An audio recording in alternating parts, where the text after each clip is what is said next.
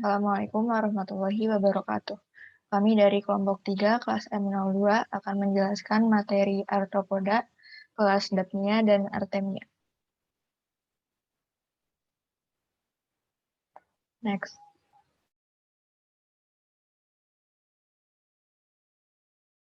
Berikut adalah anggota kelompok kami. Yang pertama ada Anissa Bunga Indah, yang kedua ada Faik Azim Arfiansyah, yang ketiga Julianti Pangaribuan, yang keempat Putri Cut Rahmadani, yang kelima Raden Ayu Deswita, dan yang terakhir saya sendiri Rahmalina Azhar. Pengertian arthropoda. Arthropoda adalah hewan dengan kaki beruas-ruas, berkuku, dan bersegmen. Istilah arthropoda berasal dari bahasa Yunani yang terdiri dari dua kata, yaitu arthro yang berarti ruas dan podos yang berarti kaki. Arthropoda merupakan hewan trifoblastik selomata dan bilateral simetris. Arthropoda merupakan filum terbesar dari Animal Kingdom. Taksonomi arthropoda. Kingdomnya Animalia, subkingdom Eumetazoa, superfilum Ecdysozoa, filum Arthropoda. Lalu habitat arthropoda. Vegetasi di zona tenang sendiri merupakan habitat yang paling baik bagi pertumbuhan dan perkembangan hewan, khususnya arthropoda. Lalu ciri-ciri arthropoda. Yang pertama mempunyai tubuh bersegmen. Yang kedua mempunyai kulit keras yang terbuat dari kitin yang berfungsi sebagai eksoskeleton. Yang ketiga, mengalami pergantian kulit atau molting dalam kurun waktu tertentu. Yang terakhir, bernafas dengan insang atau trakea. Selanjutnya yaitu sistem reproduksi arthropoda. Reproduksi arthropoda dapat berlangsung secara seksual ataupun aseksual. Secara seksual melalui proses paidogenesis yaitu reproduksi dengan pembuahan oleh hewan jantan serta biasanya terjadi pada individu muda. Sedangkan untuk reproduksi aseksual dengan melalui proses parthenogenesis yakni reproduksi tanpa pembuahan oleh hewan jantan. Sistem ekskresi pada genus Crustacea terdiri atas dua buah kelenjar hijau yang mempunyai cairan berwarna hijau. Strukturnya seperti nefridium dan terbuka pada dasar antena-antena.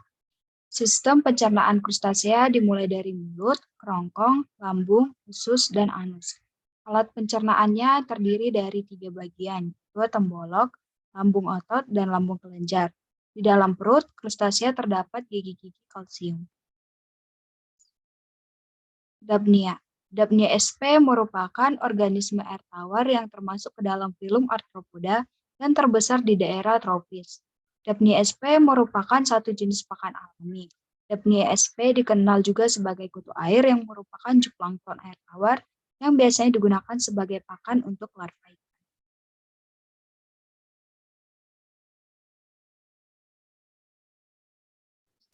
Habitat Daphnia dapat ditemui di berbagai perairan tawar dan danau air asin. Sebagian besar Daphnia ditemukan di daerah beriklim sedang dan sejumlah kecil spesies ditemukan di daerah tropis. Ciri-ciri dari Daphnia yaitu mempunyai bentuk tubuh pipih bilateral. Yang kedua, tubuh ditutupi oleh cangkang dari cuticula. Yang ketiga, memiliki tubuh transparan sehingga organ tubuh bagian dalamnya terlihat jelas. Yang keempat, pada bagian kepala terdapat mata, ocellus, dan 2 pasang antena, yaitu antena pertama dan antena kedua. Lalu ada maksila dan mandibula. Yang terakhir, hidup di air tawar yang tergenang. Anatomi dan morfologi Daphnia. Daphnia memiliki tubuh yang terbungkus oleh sepasang katup kitin transparan yang memanjang hingga tulang ekornya yang disebut sebagai karapas. Karapas menyatu dengan pelindung kepala yang berfungsi sebagai penutup kitin. Sepasang karapas Daphnia menyatu di tepi punggungnya dan terbuka di bagian perut. Pada punggung karapas betina memiliki ketahanan kitin yang lebih tinggi untuk menampung telurnya. Sedangkan pada jantan, punggung karapasnya sama seperti betina meskipun ukurannya lebih kecil. Daphnia memiliki usus yang panjang melengkung ke atas, ke arah punggung dan mulutnya.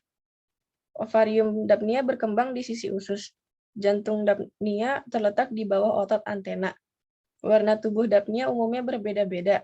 Beberapa spesies berwarna kuning muda kehijauan, hijau, coklat, hingga merah kecoklatan. Sistem pencernaan. Dapnia memiliki usus yang terdiri dari esofagus, usus tengah, dan usus belakang. Usus tengah dilapisi dengan epitel dan memiliki mikrofili untuk meningkatkan luas permukaan penyerapan. Makanan berjalan dari usus tengah ke usus belakang dan keluar dari anus. Kebiasaan makan. Dapnia termasuk non-selective filter feeder atau memakan apa saja yang sesuai dengan ukuran mulutnya. Sumber makanan Dapnia yaitu bakteri, protozoa, fitoplankton, alga, dan detritus. Dapnia memperoleh makanannya dengan cara menggerakkan kaki toraks pasangan pertama dan kedua sehingga terjadi pergerakan air yang konstan.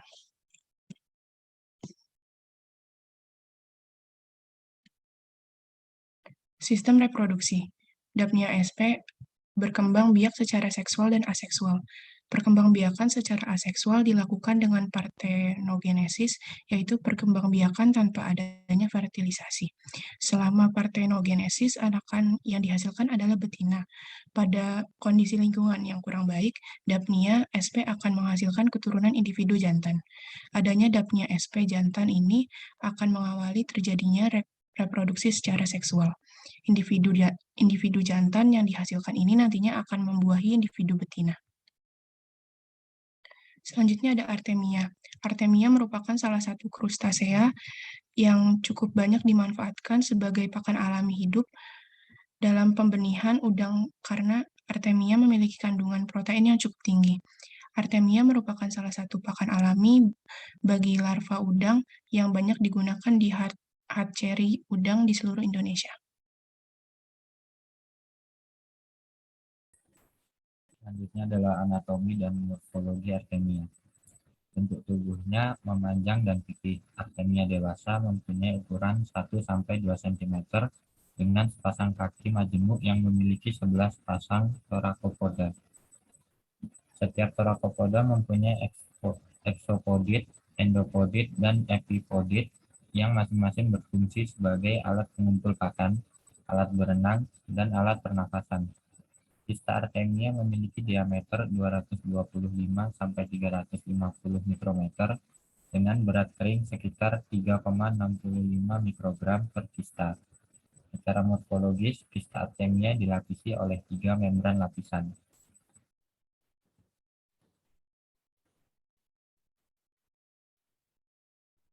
Habitat Artemia yaitu dapat hidup di perairan dengan kadar garam atau salinitas yang tinggi. Artemia tidak dapat bertahan hidup pada suhu di bawah 6 derajat Celcius atau di atas 35 derajat Celcius.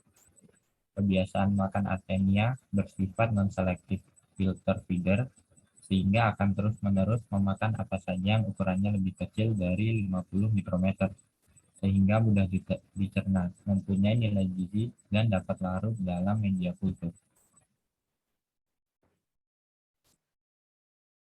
Selanjutnya sistem reproduksi Artemia. Reproduksi dilakukan melalui cara ovovivipar dan ovipar. Sel telur Artemia berkembang dalam 2 saluran ovarium di abdomen Artemia betina. Kemudian setelah ovarium matang, berubah bentuk menjadi bulat dan bergerak melalui 2 saluran ovarium menuju ke uterus untuk dibuahi. Dalam reproduksi ovovivipar, sel telur yang telah dibuahi akan berkembang dalam uterus dan dilepaskan oleh induknya dalam bentuk naufili.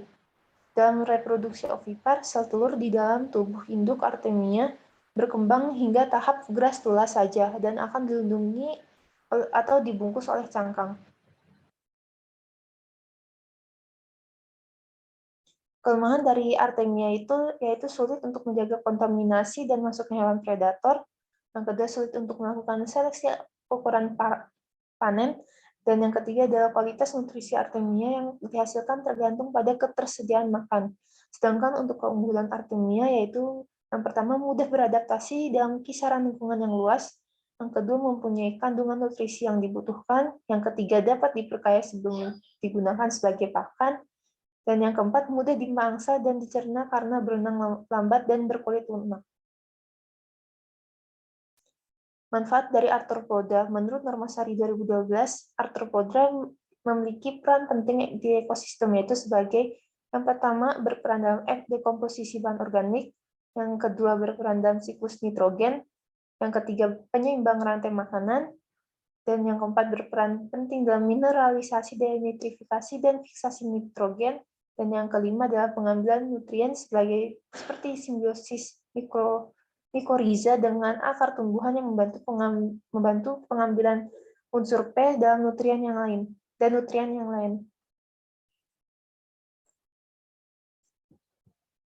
Sekian presentasi dari materi kami. Berikut adalah referensi yang digunakan.